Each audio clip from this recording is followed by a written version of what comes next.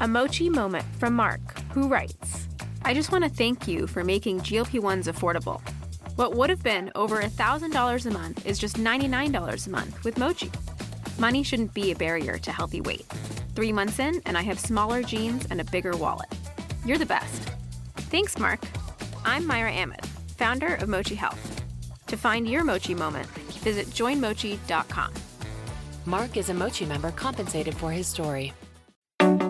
Welcome to Lifestyle Solopreneur, the community for entrepreneurs who put lifestyle first. Join your host, Flavia Barris, as she interviews successful lifestyle solopreneurs and shares ideas to help you find the perfect balance between lifestyle, business, and self. Flavia is an attorney, marketing expert, and founder of several online academies. She's been featured in major media, including BBC World News, The Wall Street Journal, The New York Post, ESPN Television, and more. Join us for this episode of Lifestyle Solopreneur. Hey, Lifestyle Solopreneurs. Today we get to meet with Elina. She is the founder of Dude Woof, a 7-figure brand built specifically for the doodle dog breed. After getting laid off from her 9-to-5 job, she bootstrapped her business from 0 to 7 figures in 15 months with no prior e-commerce experience, no team, and no outside investors. Elina scaled fast by focusing on niche product market fit, building a raving fan base, and using organic marketing to drive Amazon and TikTok shop growth. Now she helps founders grow profitably by building brands people obsess over. Welcome to the show, Elina. Hi, thank you for having me. I am so excited to have you. In some ways, I think it would be very appropriate in this episode to be surrounded by some doodle dogs. If we were meeting in person, which, I hope to meet you someday in person, we should do a dog park date or something, because I'm a big lover of dogs, although I have a lab, not a doodle. So tell me, how did you get into this? How did you decide to take a leap from a 9-to-5 job, which is kind of the ordinary career path, to become this huge business in the world of doodle dogs? Yeah, it's random. Doesn't it sound kind of random? I love it though. Yeah. So I got laid off from my job in 2023, and I've always had an entrepreneurial bug, but we immigrated here, my family, from Ukraine when I was like 3. And so I never really saw anyone in my family be an entrepreneur. Everything was kind of about stability. But then in college, I was doing some entrepreneurial, I guess you could say, things. Like I was buying things off Craigslist, flipping them on eBay. And I was like, dang, like this is so much more fun. I'm making so much more money than I am at these internships. And so when I got laid off from one of my jobs in 2023, I pretty much took that as a sign from the universe that if I was to start anything, it would be right now. I was 27, single, no kids. So it was like, this would be the time. The problem is that I had no idea what I wanted to do. Like I didn't have a product idea, or I didn't know what was so special. But what kind of reframed my mindset is I read this book about building an audience first instead of focusing on the product. And that was a huge mindset reframe for me, because the way that I built my business, and I still build it, is I have an audience, which is doodle owners, and my business is built around that. And so then I started building a community of doodle owners on Instagram, Facebook group, TikTok, etc. And I asked them like, hey, like, what is the biggest challenge you have of having a doodle? And I started creating products based on the challenges that they were having, which made selling a lot easier because they actually had a problem I was solving, and just built the trust in the community a lot more because they felt like they were really involved in the process of building everything. So give us the background on sort of that first product, and how did that come about? And is it still one of your products you have on inventory? I'd love to hear about doodle specific products, because I'm thinking of the obvious, like, I don't know, leashes or dog bowls or dog blankets. Like, what is the product? Yeah, you could do that technically, but that would just be a way harder sell. And I'll explain why. So basically, when I started my business, I'm not a doodle expert or anything. I just have a doodle. So that's why I thought it'd be easy to make content with my doodle, or easier than if it was just my face. And I felt like I could connect more with people that have doodles. And so what I originally did was I went into Facebook groups on literally just Facebook. I typed in doodle owners and I posted in the groups like, hey, was wondering if anyone would be down to talk to me about the challenges of having a doodle. And so random people would comment. There's so many groups for literally every niche. And so I probably talked to like 20-ish people. And the number one challenge of having a doodle was that they get matted easily, matted and tangled. So I knew I wanted to create a product that solved that. So I took that problem and I just put it into ChatGPT. And this was the early stage of ChatGPT.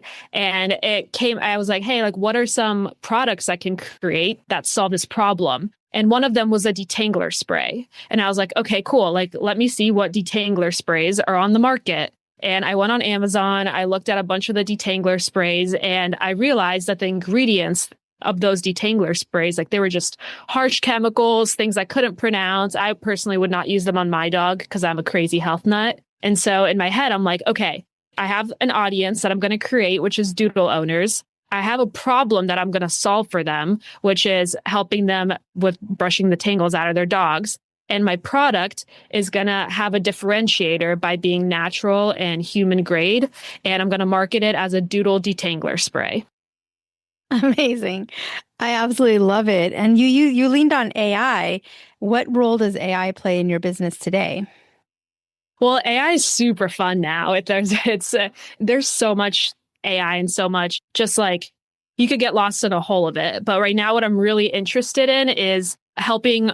Actually, everything I solve is a problem for me, but then it helps other e-com and just other brand owners in general. So right now I'm super interested in making videos that actually look real, or they're so obviously AI that they're funny. So for like ads, having ongoing creative content that is actually easy to make. And it's been working well. One of my videos just hit 850,000 views on TikTok that was made with AI. Amazing. Mm-hmm. What is that video? Try to paint the visual for us. So this one it's like, so obviously AI, but it's funny. So it's a human interviewing a doodle and it interviews 3 doodles. And the question that it asks, the human asks the doodle, what does your human do that gives you secondhand embarrassment? And then the doodle, like, obviously it's like a talking doodle, so it's clearly AI, but it answers like very funny things. And so I find AI to be so cool because what it allows you to do, like that video would have cost thousands of dollars to actually create. I would have had to hire a bunch of people to make it. But what AI allows you to do now is it allows you to stay in creativity mode because it does all the like actual like tactical stuff for you. But what you need to do and what you need to be is like be creative in how you're using AI. And that's what I love about it because it lets you just stay in your zone of creativity. I mean, could you imagine back in the day, you would have had to hire the best CGI technicians, engineers, or the Exactly. special effects people. And then today you can just come up with a prompt. Literally, you just have to like AI. I could talk about this all day, but AI has pros and cons. The pro is that everyone has access to these tools. The con is that everyone has access to these tools. So what sets you apart, like your biggest flex now is how creative you are in using these tools and how creative you are in stacking different tools together, which is like something I'm obsessed with learning how to do for my own business and then for like other brands as well. You sound to me like the kind of person who would not have stopped at just the detangler. What was sort of the next, or what do you have planned in the future for your brand? So had that detangler, a big focus was growing it to be a 7-figure product. And during that time was able to create systems and get someone on my team to help with a lot of the day-to-day stuff. And then the second product, I went and asked my audience. I have no business creating products that I think people are going to want. I just ask them and they tell me. And so the second product was a doodle shampoo with detangling properties. So that one's cool. It has 4.7 stars on Amazon. So it's great. Like people love it. And I have 2 more products planned. They're both in development right now that are also going to be doodle specific. That is so fun. And maybe it's not really a business related question, but how many dogs do you have? I have 1. I'm not, people mistake, like I get emails all the time and just DMs, people asking me like grooming questions or vet questions. And like, I love my dog, but I'm not a groomer. I'm not a vet. I'm not like obsessed with doodles. And I say this because for anyone starting your business, like you don't have to be the expert in your space. I don't brand myself as the expert in my space. I brand myself as I'm a doodle owner just like you. I didn't like what was on the market for myself. So I partnered with smart people and I created something that I would actually use. That's amazing. I love it. So what would you say to someone who is an entrepreneur and they are at stage 0, meaning they still are at that 9-to-5 job, sitting there thinking, I don't belong here. I wish there was something I could do that would be more self-directed, more of a business that I control, I own, that I'm the creative for. What would be something you could say to that person to get them to take action now instead of waiting years and years and years until everything seems like the stars have aligned? Yeah, I mean, you hear this all the time. There's like never a right time. But what I do think, the way that I recommend everyone start a business, no matter what kind, is first pick your person.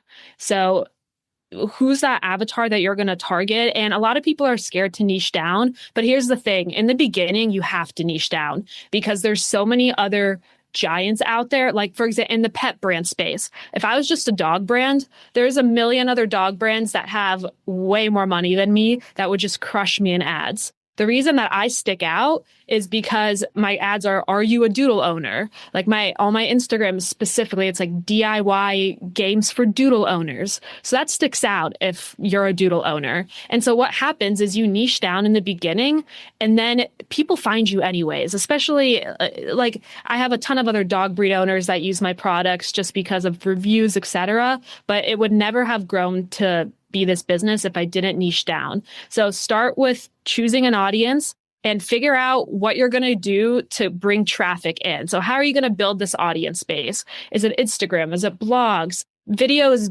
going to be the fastest for building trust, but there's other ways, like theoretically you could write blogs, etc. And then the other part of this is talk to your audience as you're building it to figure out what their biggest pain points are. Because like, for example, I could have, I guess, created a leash, but it would have been way harder to try to convince someone to buy my leash. And it would have felt really salesy versus I created a product where they had a specific pain point. So it was a lot easier for me to sell this product when I'm like, hey, like you literally have this problem that I'm solving. Well, let's talk about efficiencies. You said that at one point you hired someone to assist you, and you were also really focused on systems and process. How does that look for you as an entrepreneur who started off as a solopreneur? And what advice would you have for someone that wants to break free from being a one-person show to expanding?